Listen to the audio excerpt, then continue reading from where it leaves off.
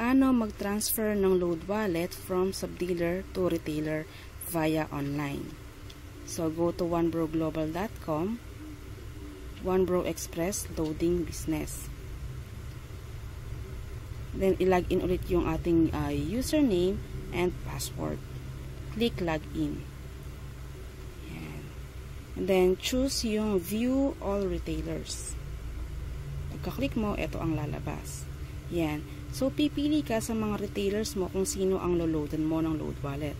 For example, so, iniloadan ko siya ng 1.51 and then, i-enter ko lang yung aking SL password. And then, click reload. Yan. So, ito na yung message na lalabas after mo transferan ng load wallet yung isang retailer mo. Ayan. So, you have successfully reloaded yung retailer mo, kung magkano yung amount, and then yung wallet balance mo pa. Yung retailer wallet balance is yung amount ng load wallet ni retailer mo naman. Yan. So, ganun lang din kadali.